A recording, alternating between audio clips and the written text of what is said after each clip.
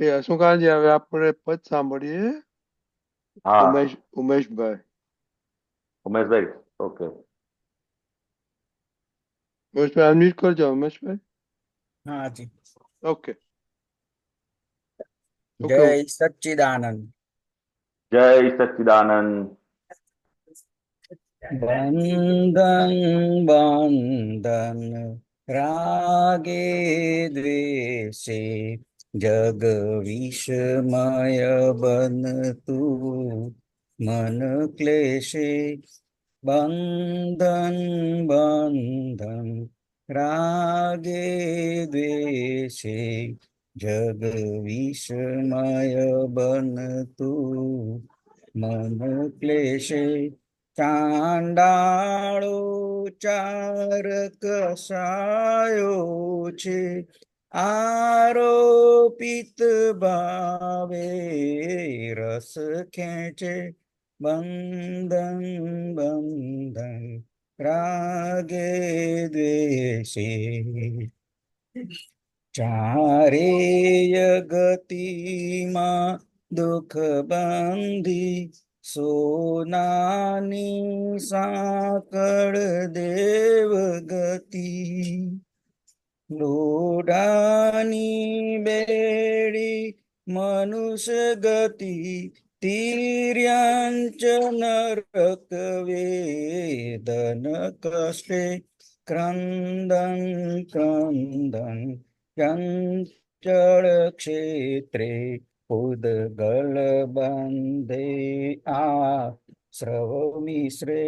બંધન બંધન રાગે દ્વેષે પરમાણુ ગૂંચળા અંતસ્કરણ જે અંદર તેવું બહિર્વલણ। ચેતન છે ચોટે ભ્રાંત કરમ યાંત્રિક નિશ્ચય યાંત્રિક નિશ્ચય તે યાત્રિક તે।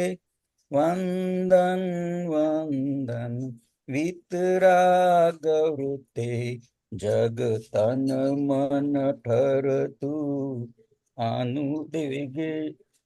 બંધન બંધન રાગે દ્વેષે જગ વિષમય બનતું મન ક્લેશે।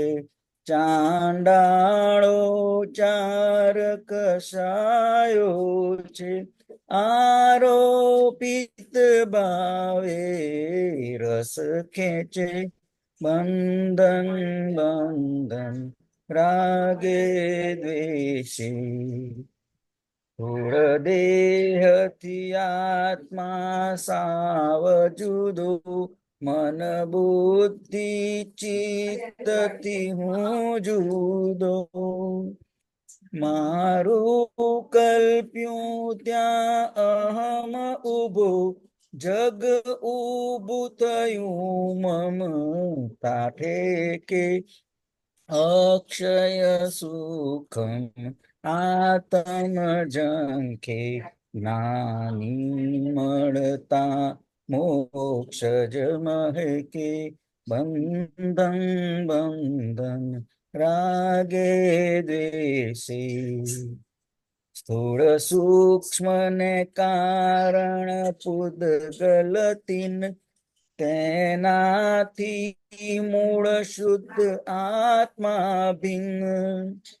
છૂટા કરી શકે સિદ્ધ વૈજ્ઞાનિક રાસાયણ છંટકે મુક્તિ દિશે। મુક્તમ મુક્ત નિજ સત્સંગે બંધન સગળા અહીંયા તૂટે। સંયમ સંયમ જ્ઞાતા દ્રષ્ટે ચિત્ત શુદ્ધ અબંધન સ્વયં પદે। બંધન બંધન રાગે દ્વેષે જગ વિસ્મય બનતું મન ક્લેશે। ચાંડાળો ચાર કસાયો છે, આરોપિત ભાવે રસ ખેંચે, બંધન બંધન. ચિત્ત શુદ્ધ અબંધન સ્વયં પદે, બંધન બંધન. જય સચ્ચિદાનંદ.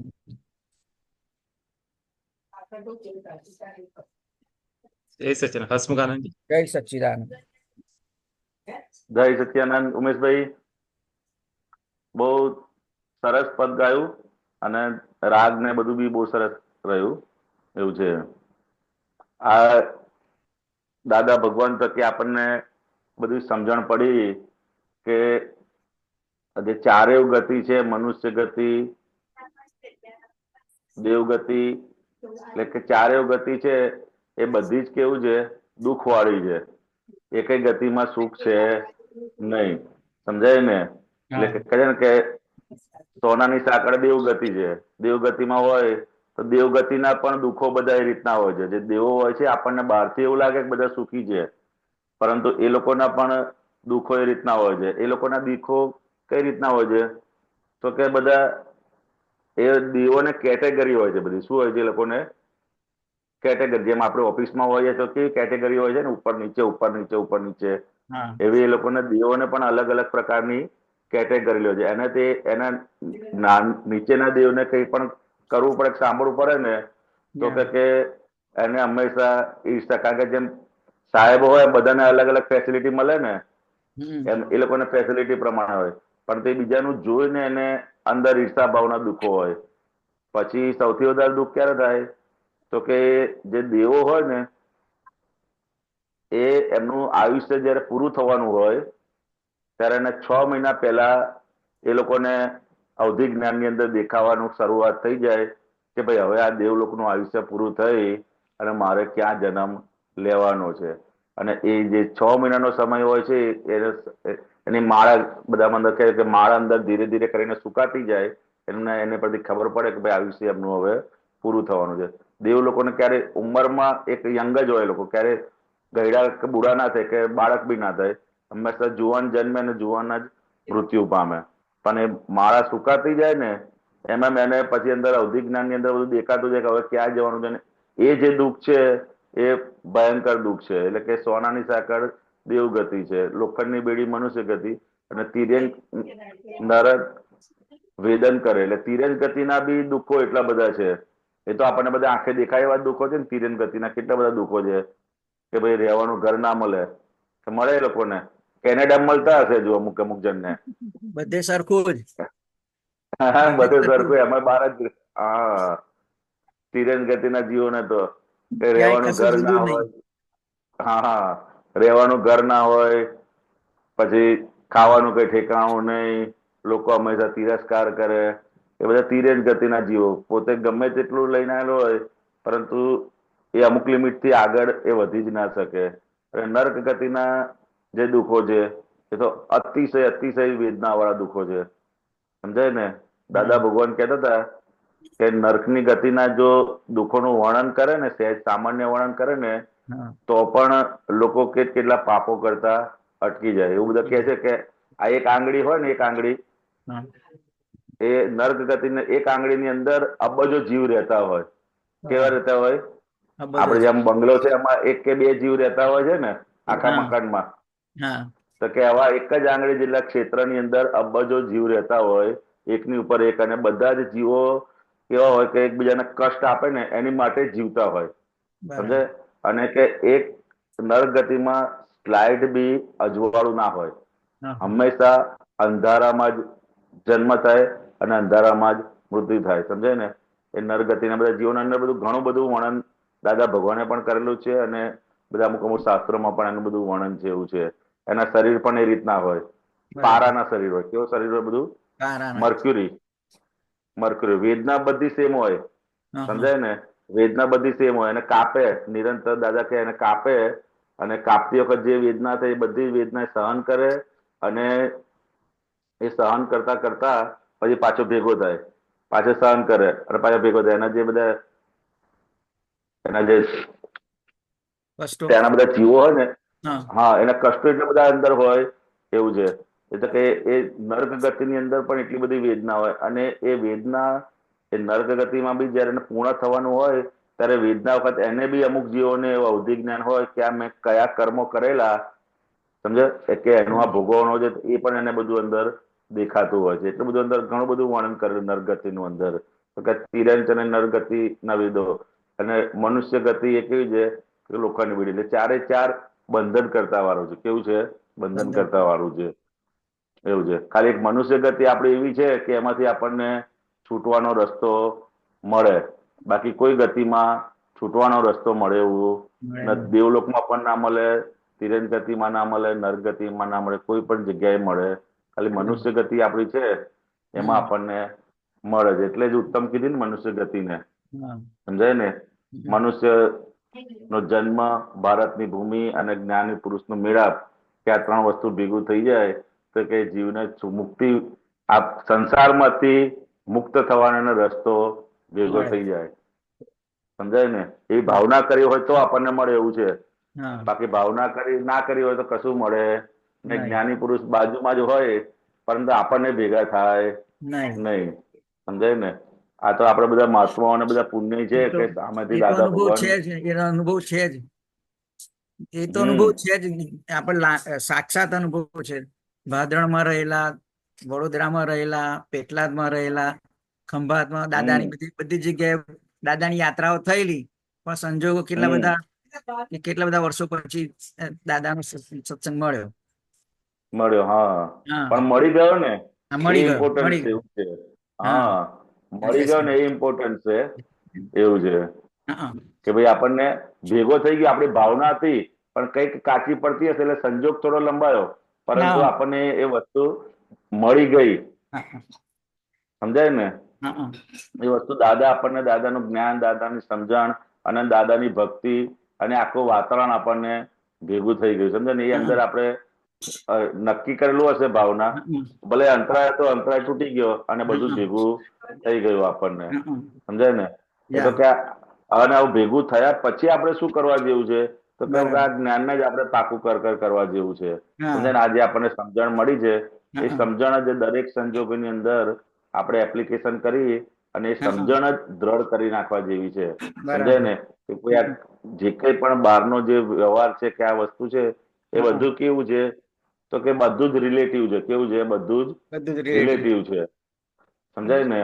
એટલે રિલેટિવ છે એટલે કેવું છે તો કે ટેમ્પરરી છે. એ સમજણ આપણે દરેક સંજોગોની અંદર એપ્લાય કરી અને એ સમજણ આપણે પાકી કરી કે મહી જે છે શુદ્ધાત્મા એ જ રિયલ છે ને એ જ કાયમના છે. એ સમજણ આપણે પાકી કરી લેવા જેવી છે એવું છે. બરોબર ને. હા જી. આ નીચે લખ્યું ને કે સ્થૂળ દેહ થી આત્મા સાવ જુદો, મન બુદ્ધિ ચિત્ત થી હું જુદો. સમજાય ને. હા મારું કલ્પ્યું ત્યાં અહમ ઉભો, જગ ઉભું એવું છે. મમતા મમતા ઠેકે. ઠેકે. હા, સમજાય ને. આ સમજાયું છે ને કે સ્થૂળ દેહ થી આત્મા જુદો છે. એ હા જ્ઞાની પુરુષની કૃપા થકી આપણને આ પ્રાપ્ત થયું છે. પ્રાપ્ત થયું. સમજાય ને. તો હું મારા મનથી જ જુદો છું, બુદ્ધિ અને ચિત્તથી પણ હું જુદો છું. સમજાય ને. એક એક હા સંજોગોની અંદર કે એ જુદાપણું દરેક, અને મારું જ્યાં જ્યાં પણ મારું કલ્પ્યું છે, ખરેખર મારું છે નહીં, પણ ખાલી કલ્પના કરેલું છે. શું કરેલું છે? આ દેહ તે હું છું એવું કલ્પના કરી એટલે મેં અંદર અજ્ઞાન અહંકાર ઉભો થઈ ગયો. સમજાય ને. જે પોતાનું નથી અને પોતાનું માને છે એ જ અહંકાર છે તે. સમજાય ને. અને અહંકાર ઉભો થયો એને લીધે મમતા ઉભી થઈ ગઈ. સમજાય ને. મમતા એટલે સમજાય ને. મમતા એટલે જે નથી જે વાસ્તવિક નથી એ વાસ્તવિક લાગે. હા, વાસ્તવિક લાગે. બરોબર ને. મારું મારું મમતા હોય ને એને કોઈ વસ્તુનો બોજો ના લાગે. શું રે? એને બોજો ના લાગે. ભરતાનાથી ઘણી વખત દાખલો આપણે કે પહાડ પર ચડતા હતા ને હા ત્યારે એક છોકરી હતી, નાની અમથી છોકરી. તો હા કે છોકરી છે ને એક એને ઉચકી અને નાના ભાઈને ઉચકીને લઈને જતી હતી એમ. એટલે એને કીધું કે આ કેમ તે આને ઉચકી છે અને નીચે મૂકી દે તો કે ના મૂકે, મારો ભાઈ છે. શું કે? હા મારો ભાઈ મારો છે. ભાઈ છે. એટલે એને ભાઈ કીધું ને એટલે એને વજન ના લાગે. બરાબર. સમજાય. અને એની જગ્યાએ જો બીજા કોઈ છોકરો આપે તો શું થાય એને? મારાથી ઉચકાશે નહીં. કેવી રીતના જવાશે? હા, સમજાય? એટલે કે જ્યાં જ્યાં પણ મારું મારું કરે ને ત્યાં એને બિલકુલ એને શરીરને કે તને લોડ લાગે લાગે ને એ નહીં. મમતાના આધારે, તેના બરાબર. આધારે મમતાના, એટલે કે જે વસ્તુઓને મારું મારું કર્યું છે ને, સમજે, એ મમતાના આધારે. તો દાદા ભગવાને આપણે એને છૂટવાથી રસ્તો આપણે શું કરવાનું? તો કે નોય મારું, બહારથી બોલવાનું નહીં પણ અંદર સમજમાં અંદર. રાખવાનું. બરાબર. કારણ કે મારું વસ્તુ કઈ કહેવાય? તો કે આપણી જોડે કાયમની હોય એ એ મારું. જ. તો મારું દાદા, અને એ વસ્તુ આપણને મળી ગઈ છે દાદા ભગવાન થકી. બરાબર. રિયલ વસ્તુ જે હતી એ દાદા ભગવાન થકી આપણને પ્રાપ્ત થઈ ગઈ છે. કે મારું કોણ છે? તો કે શુદ્ધાત્મા, એ મારું સ્વરૂપ છે, એ મારું છે. જ્ઞાની પુરુષ એ મારા છે, અને તીર્થંકર ભગવાન સિમંદર સ્વામી એ જ મારા છે. બીજા બધા છે એ બધા કેવા છે? તો કે ભાઈ આ બધા રિલેટિવ છે. કેવા છે? રિલેટિવ સગા. રિલેટિવ. એટલે ગુણાનુબંધ હિસાબને આધારે ભેગા થયા છે અને પછી બરાબર. બધું ચૂકવે. પણ આખી સમજ જે છે એ આપણે અંદર રાખવાની છે, બહાર બોલવાની નથી. નથી. કે બહાર બોલવાનું છે? ના ના. બહાર બોલે તો સમજ શું થાય પછી? સમજથી અંદર રાખવાનું છે. હા, બહાર ને બોલવાનું. બહાર તો જે વ્યવહાર થતો હોય એ પ્રમાણે જ રાખવાનું.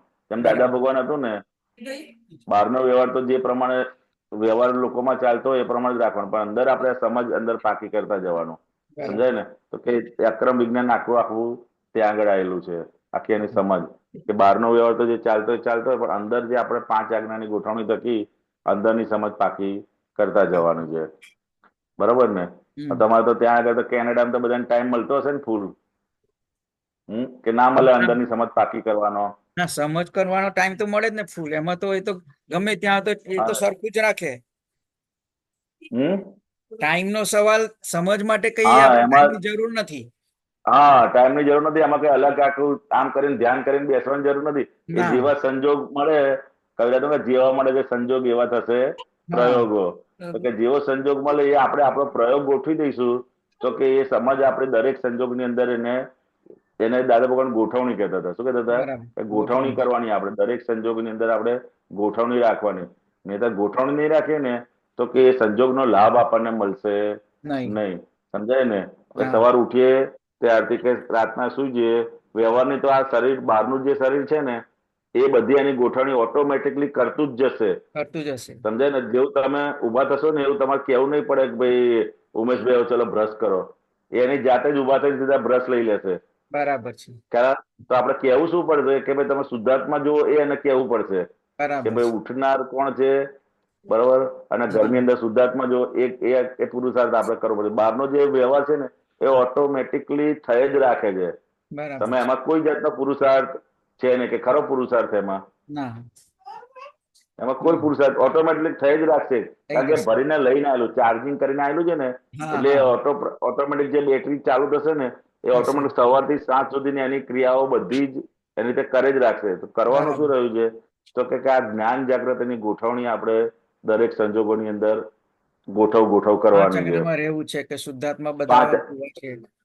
જોવા છે એ અંદર નિરંતર એને ચેતવ કરવાનું કે ભાઈ હવે તમે સવારથી ઉઠ્યા છો તો ઉમેશભાઈ બધાની અંદર શુદ્ધાત્મા જોઈ લો.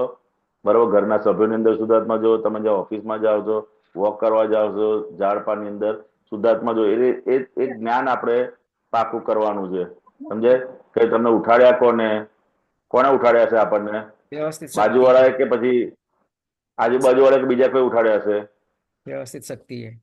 વ્યવસ્થિત શક્તિએ ઉઠાડ્યા છે આપણને. સમજાય ને?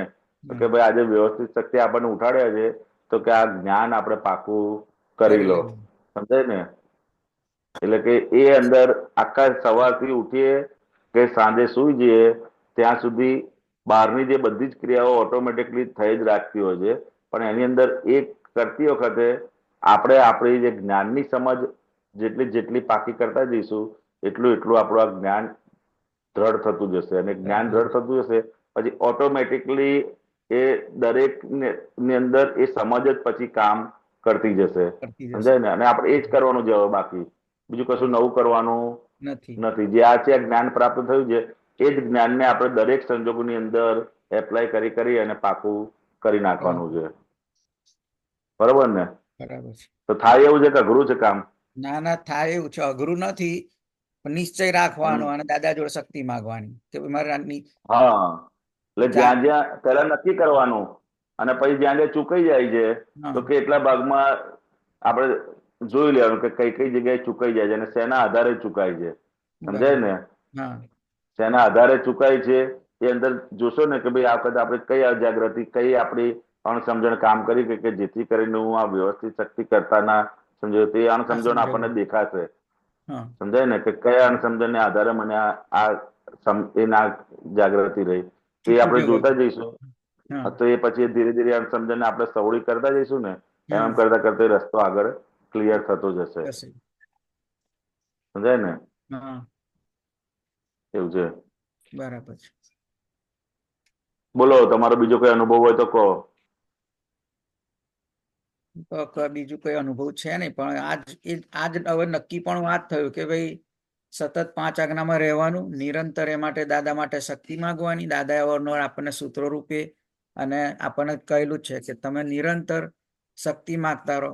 5 આજ્ઞામાં મારે નિરંતર રહેવું છે, દ્રઢ નિર્ણયપૂર્વક રહેવું છે, એ શક્તિ માંગો એટલે બધું થયા કરશે. તમે કહ્યું એમ જ્યાં જ્યાં કચાશ પડે તો એનું એનાલિસિસ, એનું સંશોધન કરી અને પછી એ કેમ હા થયું ને આગળનો રસ્તો ફરી કરવાનો કે ભાઈ હવે કેમ થયું તો આ ફરી ના થવું જોઈએ. હા, બસ.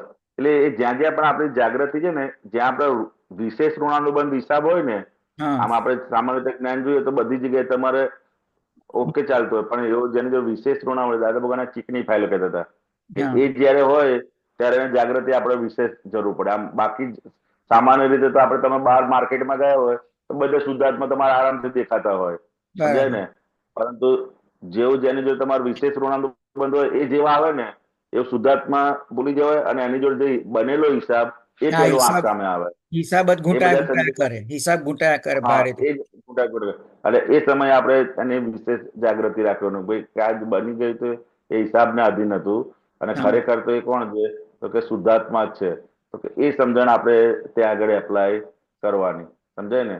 કે ભાઈ હા. એટલે જેટલા જેટલા એ એપ્લાય કરશું. અને સૌથી પહેલું આ સાયન્સમાં આપણે જેટલું ઉપયોગ કરીએ ને, જેટલું ફાઇલ નંબર 1 પર આપણે એપ્લાય કરીશું ને, એટલું સામેના ભાગમાં બહુ ઇઝીલી એપ્લાય થશે, સમજાય ને? બરાબર. કે હા. અહીંયા આગળ જેટલું જેટલું જોતા છે ને કે ભાઈ રિલેટિવ વ્યૂ પોઈન્ટ થી હસમુખ છે ને રિયલ વ્યૂ પોઈન્ટ થી શુદ્ધાત્મા, જેટલું અહીં જોઈશું ને, અહીંયા પાકું કરી ફાઇલ નંબર 1 ઉપર, એટલું સામેના ભાગમાં બહુ ઇઝી પાકું થશે.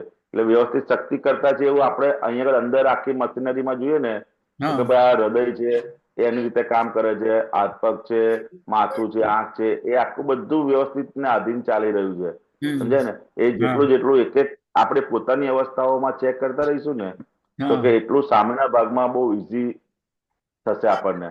એટલે કે જેટલું હા. અહીં એપ્લાય કર્યું, ફાઇલ નંબર 1 ઉપર એપ્લાય કર્યું છે ને, એટલું સામેના ભાગની અંદર આપણને બહુ જ સારી રીતે એપ્લાય કરવા મળે. આપણે શું કરીએ કે સામે એપ્લાય કરવા જોઈએ, પણ ત્યાં હા. નહીં. આ ફાઇલ નંબર 1 પર જેટલી એપ્લાય કરીશું ને, તો બરાબર. વ્યવસ્થિત શક્તિ કરતા છે કે રિલેટિવ પણ છે, કે તમારા રિલેટિવ છે, બરાબર? હાથ છે તો યંગ એજમાં કેવા હાથ હતા, વાળ છે તો યંગ એજમાં કેવા હતા, કે રિલેટિવ એટલે બદલાતું રહે. શું રહે? બદલાતું રહે. રિલેટિવ બદલાતું રહે. બદલાતું રહે. તો શરીરની આખી અવસ્થાઓ છે, એ એક એક અવસ્થાઓ બધી બદલાતી રહે છે. શું છે? આજથી 10 બદલાતી રહે વર્ષ વસ્તુ. પહેલા શું હતું, 5 વર્ષ પહેલા, અરે 1 કલાક પહેલા અને અત્યારમાં બી કેટલો ડિફરન્સ હોય છે આપણી અંદર, સમજાય ને? બિલકુલ હોય તો છે. કે આ બધી હા. જ વસ્તુઓ રિલેટિવ છે. એટલે કે ફાઇલ નંબર 1 રિલેટિવ છે, એ અંદર જેટલું જેટલું આપણને પોતાના અભ્યાસ કરીને પાકું થશે ને, એટલું હા. એટલું આપણને બહારની સાઈડ બી એટલું જ પાકું થતું જશે. કારણ કે આ જેમ રિલેટિવ છે, તો કે સામેના ભાગમાં પણ એ રીતનું જ રિલેટિવ છે. તો કે એ આપણને વિશેષ પ્રમાણમાં જાગૃત, એટલે કે ફાઇલ નંબર 1 થી શરૂઆત કરવાની. આખા શરીરની એક એક અવસ્થાઓ, મનની અવસ્થાઓ, વાણીની અવસ્થાઓ, ચિત્તની અવસ્થાઓ, એ બધી જ રિલેટિવ છે. એ આપણે જેટલું જેટલું જોતા જઈશું અને જેટલું જેટલું પાકું કરતા જઈશું ને, હમ. એટલું એટલું સામેના પણ અંદર પાકું થતું જશે, સમજાય બરાબર. ને? એ હા. રીતનો આપણે અભ્યાસ ગોઠવવાનો. જયારે જયારે પણ અવકાશ મળે ને, હા. ત્યારે ફાઇલ નંબર 1 પર જેટલું ગોઠવશું, એટલું સામેની સાઈડ પણ આપણને બહુ ઇઝીમાં આપણે અભ્યાસ ગોઠવી શકીશું. મૂકી શકાય છે. એટલે આપણે ફાઇલ નંબર 1 ને હું શુદ્ધાત્મા છું ને આ રિલેટિવ વ્યૂ પોઈન્ટ થી જિજ્ઞાસા ને એવું એવું કે એ સિવાય બીજું અંદર હા, શું એટલે કે આ આવે બહારનો છે? જે બધો ભાગ છે, હા, હું શુદ્ધાત્મા છું. અને કે હસમુખનો જે ભાગ છે, હસમુખની એક એક અવસ્થાઓ છે, એ બધી હસમુખ પણ રિલેટિવ છે. અને એની અંદર ઉભા થતી અવસ્થાઓ, મનની અવસ્થાઓ, વાણીની અવસ્થાઓ, એ બધું જ રિલેટિવ છે, સમજાય ને? અને હું એનાથી જુદો એવો શુદ્ધાત્મા જે પોતે જેટલો અભ્યાસ કરતા જઈશું એટલું આપણને વર્તાતું જશે, અને જેટલું અહીંયા વર્તાશે ને એટલું સામેવાળાના ભાગમાં આપોઆપ વર્તાતું જશે. સમજાય ને? એ પાકું થતું જશે. એટલે અંદર સમજ ગોઠવવાની. ભાઈ જો હસમુખભાઈ તમે નાના હતા ત્યારે કેવી અવસ્થા હતી, મોટા થયા ત્યારે કેવું, હવે આ મોટા થયા હવે શું થયું, તો કે એક અવસ્થાઓ બધી જ ટેમ્પરરી છે, કોઈ કાયમની અવસ્થા નથી. એ સમજણ આપણે પાકી કરતા જવાનું છે. શું કરતા છે? એ સમજણ પાકી કરતા જવાનું છે આપણે. સમજણ? એ પાકી થઈ ગઈ તો પછી આપોઆપ સામેના ભાગમાં પણ એ એપ્લાય થતી જશે. સમજાય ને?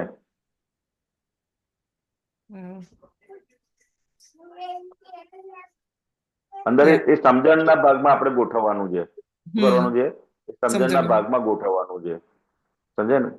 એક જેટલું ગોઠવતા જઈશું એટલું જેટલું અહીં ગોઠવીશું ને ફાઇલ નંબર 1 પર, એટલું સામેના ભાગમાં બહુ ઇઝીલી આપણને એનો ઉપયોગ કરવાનું સરળ પડશે એમ. અને જયારે અવકાશ મળે ને ત્યારે જોતા જવાનું ફાઇલ નંબર 1 ને, એટલે ખ્યાલ આવશે કે એક કલાક પહેલાની અવસ્થા જુદી હતી, અત્યારની અવસ્થા જુદી છે, 5 વર્ષ પહેલાની અવસ્થા જુદી હતી અને અત્યારની અવસ્થા જુદી છે. દરેક સંજોગો બધા બદલાતા જ રહે છે ને, કહેવાની એવા જ રહે છે. રોજે રોજ બદલાય, ક્ષણે બદલાય છે, ક્ષણે બદલાય છે. સમજાય ને? એટલે જે પરિવર્તન થાય છે એ બધી જ વસ્તુ શું છે તો કે રિલેટિવ છે. સમજાય ને? પરિવર્તન નથી થતું તો કોણ પરિવર્તન નથી થતું? તો કે શુદ્ધાત્મા એ કે કાયમના છે, અને એ હું છું. એ પાકું કરતા જવાનું આપણે. બરોબર? જય સચ્ચિદાનંદ. જય સચ્ચિદાનંદ. જય સચ્ચિદાનંદ. જય સચ્ચિદાનંદ.